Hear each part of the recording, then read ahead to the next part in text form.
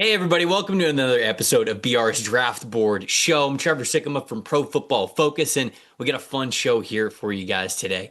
We have filled out, at least theoretically, with one spot technically remaining, but we have filled out the head coach openings throughout the NFL. And with that, we decided to take a look at these new staffs, take a look at some of the new guys who are head coaches putting on the head coach headset, and think about what kind of team building strategies they are going to have. So what we're going to do is we're going to look up some perfect fits. We're going to say this new head coach needs to draft this specific player. So that could be for a handful of reasons. It might be a culture reason. It might be a scheme reason. It might be a team need type of a reason. I think it's going to be different for all of these new head coaches. But we're not going to get to all of them today. We're going to get to most of them. And I think that we're going to get to the ones that are the most compelling. Throughout this show, I'm going to throw out a lot of different data points at you guys. And of course, if you want to see these for your own, you can get a PFF Plus subscription and be able to see these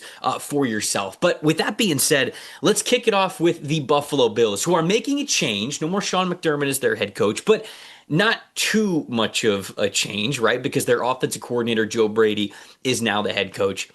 It's kind of funny because we've been talking about Joe Brady as a potential NFL head coach since that 2019 LSU season, right? I mean, back when he was the passing game coordinator, he wasn't even the offensive coordinator for that team. It was so good that people just wanted, it was almost like the college version of the Sean McVay effect, where anybody that was associated with Joe Burrow's 2019 season at all whatsoever was getting sort of praise.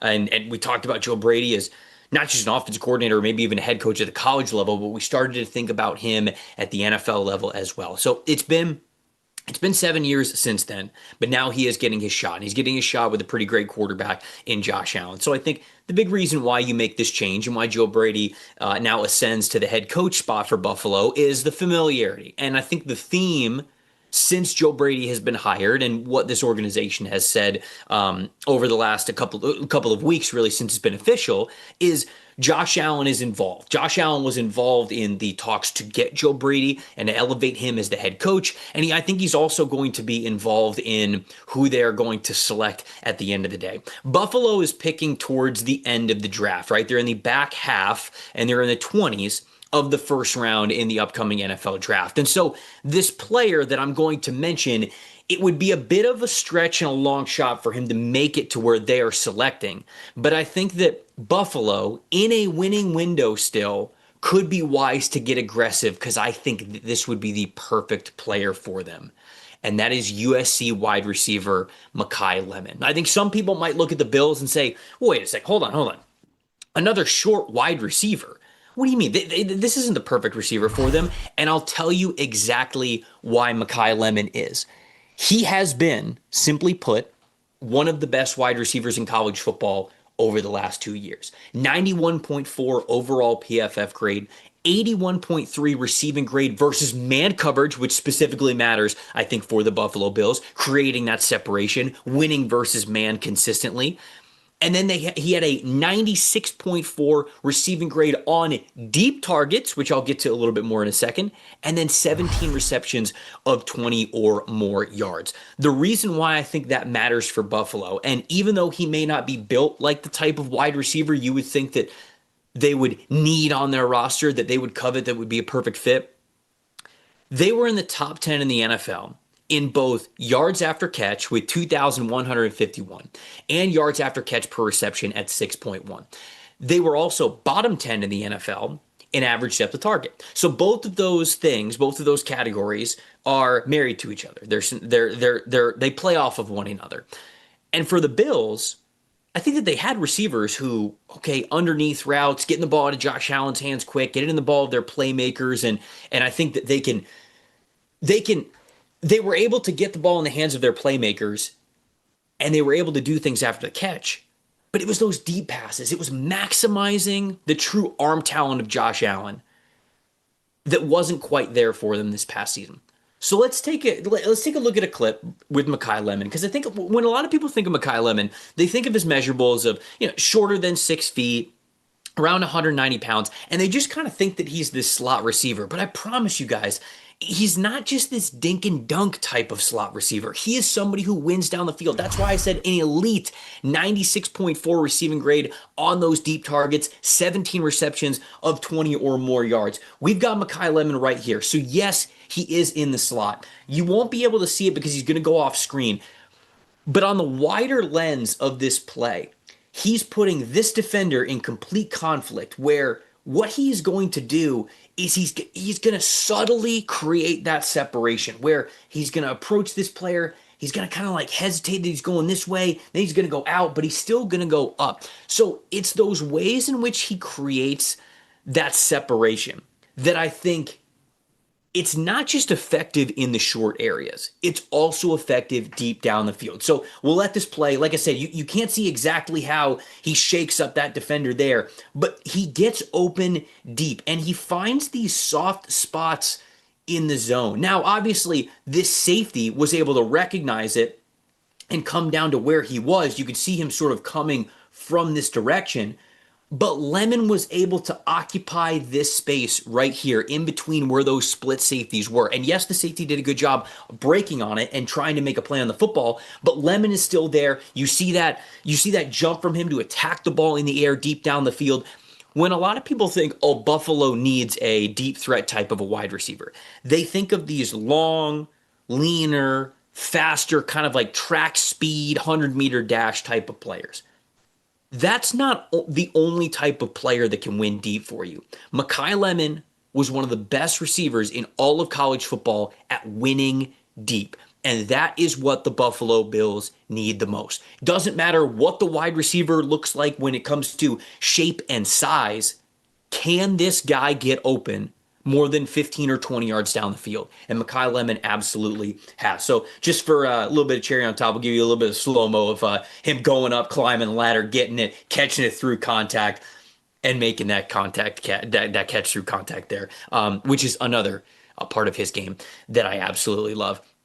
So Pittsburgher in the chat is saying, unless the Bills trade up, there is no way they get him. Is there another wide receiver that they can also target? I think that Denzel Boston would also potentially be good for them because Boston was somebody who was able to win deeper down the field. He's going to be more of a contested catch guy, yes, but he's not somebody who creates that deep separation the way that Mekhi Lemon does. So I understand the point in the chat. And like I said, I don't think they'll be able to stay where they're at in the draft. They'll have to trade up to go get him, but he is perfect for what they want. And if the rest of the league looks at Mekhi Lemon and goes, smaller of a receiver, and we start to get to pick 15, 16, 17. If I'm the Bills, I'm calling up. I am calling up to try to move up to get this type of player if he is on the board. You are in a winning window. Hit the gas. Go get a player like this. But outside of the first round, Chris Brazzell, the second from Tennessee, he is more of that sort of, when you think of those deep vertical receivers, outside receivers, he won a lot deep down the field this past year from Tennessee. So you probably think about him maybe third round. So that's another potential target for them as a deep threat type of a wide receiver. Maybe Malachi Fields as well, although Malachi Fields doesn't separate. Neither of those guys, both of those guys are good vertical threats. Neither of them separate the way that Mekhi Lemon separates when you are more than 20 yards down the field. So that's why I think that Mekhi Lemon would be absolutely perfect for them in that regard. Let's move on to the Steelers. Pittsburgher was the person who asked that question in the chat, so let's move on to the Pittsburgh Steelers.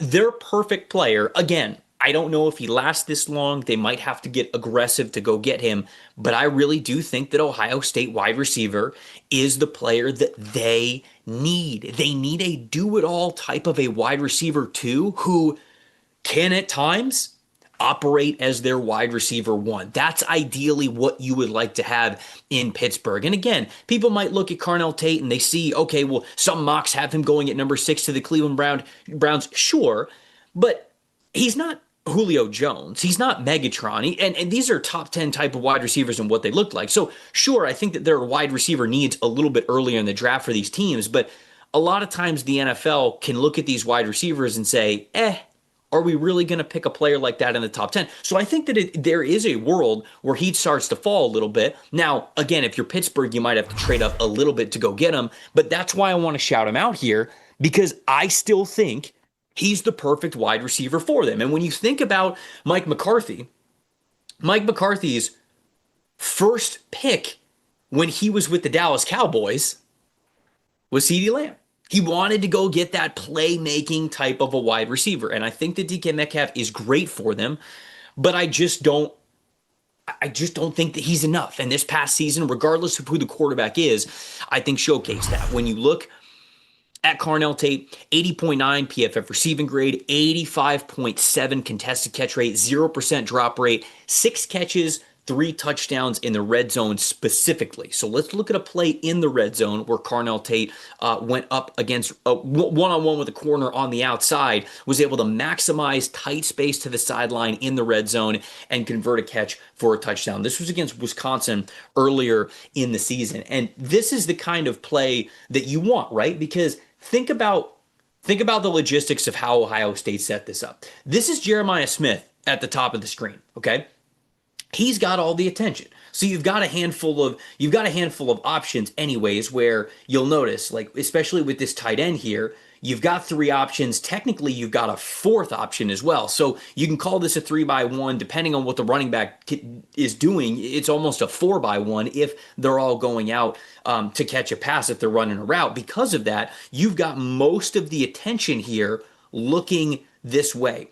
A lot of times, now this could be something that happens with DK Metcalf, right? Let's say that the Steelers, who like to get the ball in the hands of their running backs in the passing game, they've got the running back to the right side of things. We know that they like to utilize tight ends. Let's say a tight end is there. Let's say their wide receiver 3 could be setting up right here. And let's say that this is DK Metcalf at the very top. You can realistically set up this exact scenario with the Pittsburgh Steelers and then have Carnell Tate isolated as the 1 and see how he operates in smaller space, especially, again, in the red zone. The Steelers were able to move the ball, I think, throughout the season in between the 20s. But when there was less space to operate, basically the only receiver that they could trust was Metcalf. If you have a player like Carnell Tate, that's not the case. Look at how little space that he has to work with here, right? He attacks the corner. I think we have a better angle here coming up. He's going to attack this corner.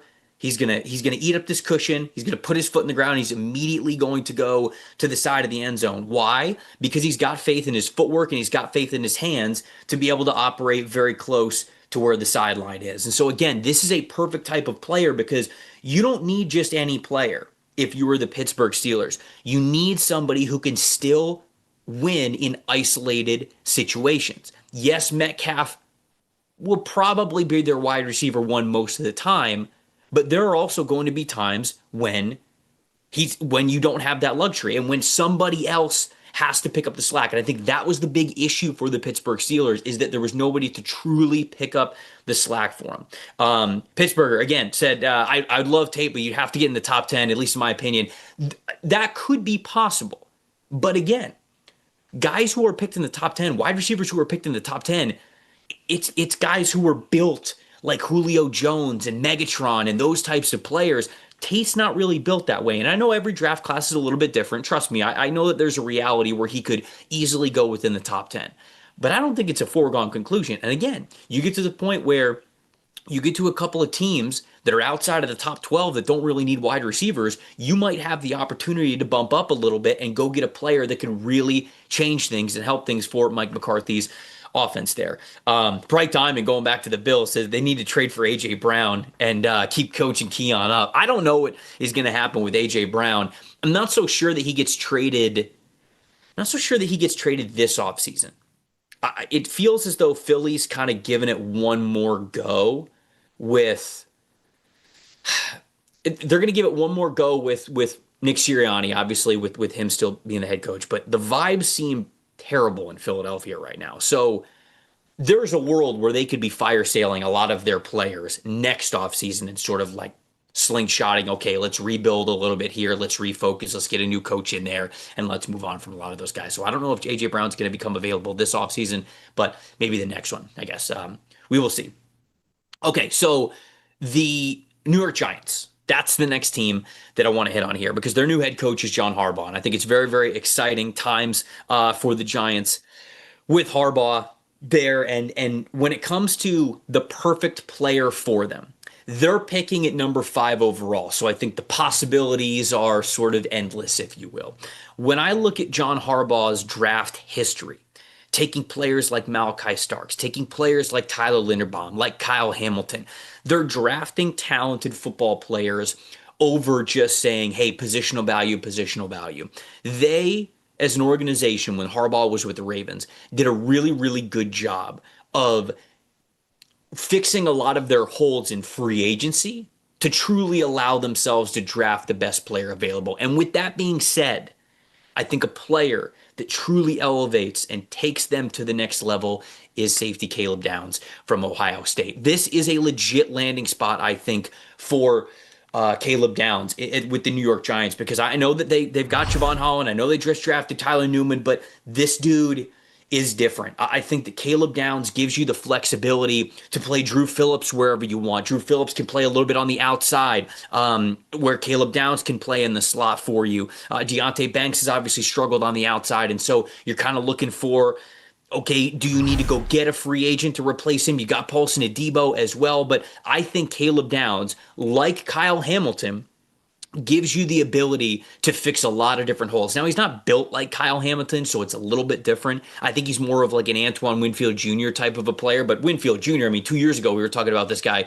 as a defensive player of the year type of candidate. So anytime that you comp somebody to a player of that talent, you feel pretty good about it. And Harbaugh, obviously being a defensive guy, knows exactly the value that a guy like Caleb Downs can bring for you. So let's pull up the tape here. This is a play of Ohio State versus Miami in the college football playoff. This is in the Cotton Bowl. And this is a play that I really loved from Caleb Downs. And I love it because the range on this play, you can't even see him on the screen right now. He's actually right here. And it's going to be a quick pass to Malachi Toney. Caleb Downs is going to recognize it really quick. He's going to come down with bad intentions. He's going to lower the shoulder. He's going to force the fumble. And look, obviously the play ends up going pretty well for Miami because the ball bounces perfectly for them. But this is the type of play we're talking about with Caleb Downs, where when you give him the freedom to roam over the middle and be that true middle of the field defender, this is the kind of instincts, this is the kind of reaction and anticipatory plays that really become very difference-making. Now, obviously, again, like the end result of the play goes in Miami's favor because they're able to pick up the fumble. But just watch how quickly, I mean, he is already recognizing where the space is. This is the space on the play. He's already moving in this direction. He feels as though there's a chance that there could be an in-breaking route here. Maybe it's a double in-breaking route. He's not sure, but he feels as though the action's going to be right there. And his instincts were right, as they often are, especially because you see how soft this cushion is here between the receiver and the corner. A completely free release right into where that open field is. And he also knows that both Sonny Styles, the linebacker, is blitzing, and Arvell Reese is in more of an attack mode, not a defense mode to right here. So Downs knows that's an area where Miami could have identified things pre-snap of this is where space is. And he closes this space so quickly, gets his shoulder on the ball. Now, again, like it pops up straight in the air, and Toney ends up getting it back. So it's a play that Miami is okay with, but just the way that Caleb Downs was able to anticipate this play, see exactly where the space was, and know exactly where Miami was probably going to identify things pre-snap, that's the chess game. Right? When we talk about having a defensive chess piece, right? I think a lot of people talk about safeties and linebackers who could be players who you're anticipating what the offense is going to do, and then you have a player who is a chess piece that knows how to counter it. It's not just the athletic ability, it's also the football IQ. I see the people in the chat would definitely agree. Hayden saying Downs would work perfectly in Harbaugh's system, just seeing how that Ravens defense operated. I completely agree, and something that I also like to lean on when it comes to this being a good selection for them is the fact that think about what Kyle Hamilton has done for the Ravens over the years. It's been different things. Even this past year, he started as more of a free safety type. They played him more on the back end. Downs can absolutely do that. But when the defense was not playing well, they moved Kyle Hamilton more towards that nickel defender and in the box, and that's where they really needed him. That's why I love Downs for Harbaugh, because Harbaugh already knows that when you have a player who is this versatile, you can change your defense in the middle of the year in ways that most of the time you don't have the luxury to do. A lot of times you go into a season and you go, these are our chips that are on the table. These are the free agents that we signed. These are the players that we drafted. These are the veterans, the young guys that we already have on the team. This is what the best version of our defense is. And when it doesn't go well 7 to 8 weeks into the season, sometimes you can make little adjustments, of course, but sometimes you just have to stay the course because you don't have the versatility to really be able to change. When you have this kind of player, you've got that ability to change. And for a defense that was really disappointed in New York last year, I think this player changes things. Let's go to the Browns. Browns picking number 6 overall. Todd Monken is their new head coach. Really excited that Todd Monken is getting a chance to be a head coach. I feel like as we have gone through these head coach cycles over the last 2, 3, 4 years, I keep going. Even when Todd Monken was still the offensive coordinator winning national championships at Georgia, I kept telling myself, how's this guy not getting head coach nods? I mean, everywhere he has been successful. He was successful at Oklahoma State. He was successful at Southern Miss. He was successful as the offensive coordinator with the Buccaneers, the offensive coordinator with Georgia. What he did with the Ravens, I know people are going to point to like, oh, he should have given Derrick Henry the ball. Like, obviously, you're not perfect as an offensive play caller. But if you look at the total body of work that Todd Monken has had in the game of football over the last 15 years, I think he deserves this chance. So who's the perfect fit for him? I think it's somebody along the offensive line. Yes, they've got to get better at the receiver position. You talk about any of the receivers that we've already talked about here on the show. But specifically, they've got to be better, stronger on the offensive line. They've got aging veterans and they've got guys who have been in and out of the lineup because they've been hurt. They need consistency. They need Miami offensive tackle Francis Mauigoa. That is the player that I think is the perfect fit that Todd Monken needs to draft, because over the next couple of years, this Cleveland Browns offensive line could look completely different. But Francis Mauigoa would at least give them the ability to anchor whatever their next phase of building this offensive line would be. I think he's rock solid, man. I really do. And sometimes people hear that and they go, oh, that's kind of an insult. What are we picking, rock solid at number 6? No. I mean that as a compliment from Francis Mauigoa, who has been starting since his true freshman season when he is at Miami. He has gotten stronger every single season. He has gotten more effective every single season. He has improved as a pass blocker every single season. And so why not think this young offensive tackle is going to still continue to ascend in the NFL? I don't quite view him athletically the way that I did Penei Sewell or Tristan Wirfs or Andrew Thomas, but I think that he is somebody who could be a 2-contract starter for you on the offensive line at the tackle position. Let's take a look at 2 plays. There are 2 plays that I want to highlight here from Francis Mauigoa because they both highlight his power. One, his power on the move athletically, and the other one, like we're about to see right here. So this is Francis Mauigoa. He's the right tackle for Miami. It's going to be a combo block. He's going to be moving up here to this defensive end, and so is this offensive lineman. So with the combo block, it's 2 versus 1. The defensive lineman is supposed to lose, but they ain't supposed to lose like this. And I think the reason why they do is because of how strong Francis Mauigoa is. Watch him just bulldoze this player. Bulldoze him. What, 4 or 5 yards down the field? I mean, he completely eliminates this player from the play. Let's watch this again. I understand it's a combo block. You're supposed to get some displacement there because you got 2 guys. But this is just absolutely destroying the guy in front of you. That is a plus play from an offensive lineman because of how powerful they are. Offensive linemen, they say the quote all the time. Best part about playing this game, moving a guy from point A to point B against his will. That's exactly what that play was right there. And then I got one more play here from Francis Mauigoa because here he is as the right tackle. Now, you can already kind of tell they're giving it away a little bit where he's a little bit behind where the center and the rest of the offensive line is. So you kind of feel like, all right, is he going to pull? And he absolutely does. Watch how he completely knocks back and erases this edge defender here as a puller. Gets off the line incredibly fast, knocks this dude all the way to the ground, has no chance. I mean, this is a full win for Mauigoa, who, because of his block here and how dominant he was, he doesn't get knocked back at all whatsoever. That creates the hole for the running back to run right behind him, follow this lead blocker as well. I mean, this is as good of a kick out block as you can possibly have, what he does to that edge defender there. And Miami obviously scores a touchdown because of it. Here's a different angle. You see Maui Noah coming off the line of scrimmage with bad intentions. It's just beautifully blocked by Miami's offensive line as a whole. And what Maui Noah does is this puller here is a big reason why. I mean, this edge defender had absolutely no chance. Love the finishing mentality to bury this dude right afterwards. To me, that is what the Cleveland Browns need for an offensive line that could have so many changes over the next couple of years. 82.6 overall blocking grade for Maui Noah, 87.0 pass blocking grade this past season, and that 77.1 run blocking grade from PFF as well. Jay Cobb in the chat is asking, Francis has been primarily a right tackle his whole career.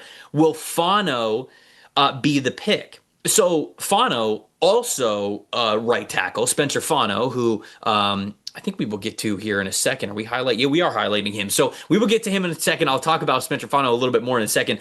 Fano also primarily a right tackle because Caleb Lomu played on the left side of that Utah offensive line. So I wouldn't say the right tackle part of things deters either of those guys from being top picks. And you got to remember this. Yes, the blindside protector at left tackle definitely has a ton of value, but in today's NFL, they're sometimes putting their best pass rushers over the right tackles. So you got to just have two really, really good offensive tackles. I don't think like, hey, he's played right tackle and not left tackle. Do you really take a right tackle that high? I don't really think that's as much of a discussion as it used to be. When you've got a talented offensive tackle, you got a talented offensive tackle. Let's rapid fire a couple of other head coaches really quick. Kevin Stefanski. He is the head coach, the new head coach of the Atlanta Falcons, and a player that I think is perfect for them. Now, they don't have a first round pick, remember, because they traded to get back up in the first round last year to go get James Pierce Jr., who I think that they are very happy with as a 10-sack player this past season. A perfect fit for them, somebody that I would absolutely love, is Vanderbilt tight end Eli Stowers. Now, obviously a little bit goes into this of, are they bringing Kyle Pitts back? If they bring Kyle Pitts back, maybe this is a little bit less, but certainly Kyle Pitts had a fantastic year, and he could hit the open market and get a lot of money elsewhere, even outside of Atlanta. They need another good wide receiver anyways, and Eli Stowers is more of a slot type of receiver, a big slot type of a wide receiver, than he is a traditional tight end anyway. So even if they brought Kyle Pitts back, I would still love this, because think about what Kevin Stefanski had this past year with the Cleveland Browns. You had David Njoku on the line of scrimmage, and then you also had Harold Fannin Jr. And the fact that Harold Fannin Jr. was built a little bit different, a little bit smaller, just like Eli Stowers is, and yet they emphasized him in so many different ways to be a fantastic rookie this past season. That's why I love the fit. 81.6 overall PFF offensive grade for Stowers this past season. It was even better the year before. 85.3 receiving grade. He had 161 receiving yards on deep passes and 6.1 yards after catch average for Eli Stowers. So to me, I think he'd be perfect for Stefanski, even if they bring Kyle Pitts back, but certainly if they don't, he's a guy in the receiving game that I think the Falcons would love with Stefanski's offense. Robert Saleh, the head coach now of the Tennessee Titans, somebody who is a perfect pick for them, picking number 4 overall, is Ruben Bain Jr., the defensive lineman from Miami. And the reason why is because Ruben Bain Jr. is a one-on-one winner. Robert Saleh doesn't do a lot of extra blitzing. He's not somebody who's going to send the linebackers a lot. He's not somebody who's going to send a ton of like safety and corner blitzes. What Robert Saleh wants to do is he wants to win up front with 4. You have Jeffrey Simmons coming off of a career year. You got Tavondre Sweat coming off of a good year as well. And if you put Ruben Bain Jr. on that defensive line, you feel good about it. David Bailey, of course, could also fit as an elite pass rusher over the last 2 seasons. But Robert Saleh, I think that Ruben Bain is built bigger, like Robert Saleh wants to have on a 4-man front on his defensive line. 92.8 PFF defensive grade for Ruben Bain this past season. 92.4 pass rush grade. 23.5% pass rush win percentage as a one-on-one winner. And then you've got that 86.2 run defense grade as well. So again, setting up a feared front 4 that is so important for a Robert Saleh scheme. And I think that Reuben Bain Jr. fits that perfectly for them. So if he gets to them, I think he is their perfect selection. And then the last one, I'll shout out Cardinals' new head coach, Matt LaFleur. What's a perfect player or somebody that they would really want at number 3? This is where I would talk about Spencer Fano, the offensive tackle from Utah. And the reason why is because LaFleur comes from that Shanahan coaching tree, which is a lot of mid and outside zone. Now, everybody under the Shanahan tree, whether it's Kyle Shanahan, Matt LaFleur himself, Mike LaFleur, his brother, actually, we're talking about Mike LaFleur, not Matt LaFleur, Sean McVay, they have gone more towards the power running game. So it's a lot more between the tackle stuff. So it's not just the athletic zone blocking offensive lineman. You need to be able to block between the tackles as well, but I still think that Spencer Fano can do that. 80.0 overall PFF blocking grade this past season, a 79.4 zone blocking grade, an 80.0 man and gap scheme run blocking grade, and then a 91.4 zone blocking grade in 2024. So he was excellent at that. He's a really good athlete in that regard. So I think that he could be perfect for a Mike LaFleur type of offense there with the Arizona Cardinals, especially knowing where he's coming from with the Shanahan tree. Before we get out of here, I asked Microsoft Copilot a little bit earlier, what football position, I got it up on my screen over here, what football position do new head coaches in the NFL draft the most? And here is what Microsoft Copilot said. Although it does depend on team needs, new head coach hires overwhelmingly prioritize the offensive line. So we got a couple offensive line shout outs here on this show, particularly tackles and guards with their first round picks. Behind them,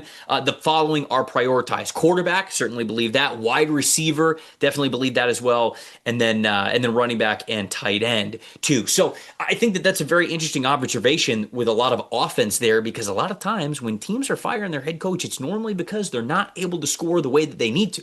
Normally, you're firing your head coach because they don't have the relationship with the quarterback that you want. So it makes sense that new head coaches often emphasize the offensive side of the ball, specifically trenches, which we got a couple of trench shout-outs here. Crimson Whale in the chat saying, who did he say for Harbaugh? I said Caleb Downs, the safety from Ohio State. Let's see. Who's the other one?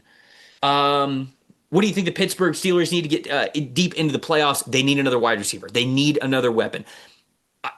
Their running backs are good as receivers out of the backfield, Jalen Warren and Kenneth Gainwell, but I believe Kenneth Gainwell is a free agent upcoming, so he could certainly be back. And they're great as receivers, but I think they were used so much this past season because they didn't have another receiving option. So they absolutely need another receiving option. That's why I think Cardinal Tate would be absolutely perfect for them if they have the chance to trade up and go get him. AZ Cards fan for life. Appropriately named and appropriately talking about the Cardinals. Cardinals need to draft Maui Noah if he's available, unless we want to go defense and take Bain or Reese.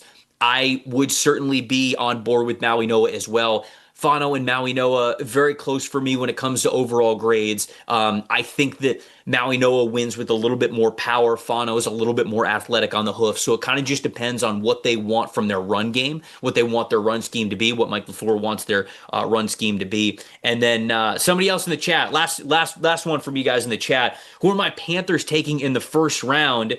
At number 19. Panthers have a lot of different options. Obviously, if any of the difference-making wide receivers are on the board, I wonder if you think about that. Even though they like Jalen Coker, obviously Tetsuo McMillan winning Offensive Rookie of the Year, do you feel like you've got to upgrade from Leggett at that spot if you have the chance to take a Carnell Tate, a Mekhi Lemon, a Jordan Tyson? Maybe I think that they could be interested in that. But I think it's much more likely that they go defensive line, either Caden McDonald. Well, I think that Caden McDonald's actually the perfect fit for them. So like Caden McDonald, the nose tackle from Ohio State, I think that his presence as a run defender really frees up Derek Brown to be able to do a lot of different things on that front. And then linebacker as well. If Sonny Styles makes it to you at number 19, you feel pretty good about that. I think he's one of the best linebackers in the draft. I think he's completely underrated at this point. I barely think he should get out of the top 8, let alone to number 19, but those are a couple of options. I think Cade McDonald probably the most likely for Carolina, something along the defensive line to help out the defensive line. And then, all right, we'll go to one more because this chat for Burning Storm, what about Jesse Minter and the Baltimore Ravens. Jesse Minter, the new head coach for the Baltimore Ravens. I think the perfect fit for them is probably Vega Ioane, the offensive guard for Penn State. I know that that's gaining some steam with some mock drafts. I feel like I see that one all the time. But Vega Ioane really, really improves the guard play that was really disappointing for the Ravens this past season. So I think he is a perfect player for them. Although I also, again, if one of those wide receivers, if Mekhi Lemon, if Carnell Tate, if Jordan Tyson are on the board at number 14 where they're picking, I think you think about it. I think you think about it. Again, if you guys want to see any of the data points and analytical notes that we talked about throughout this show, PFF Plus subscription is the best way to do that. PFF.com or subscribe.pff.com is the best way to get that. Appreciate everybody watching another edition of BR's Draft Board Show. Once again, I'm Trevor Sikkema saying that we will see you guys next week. See you then.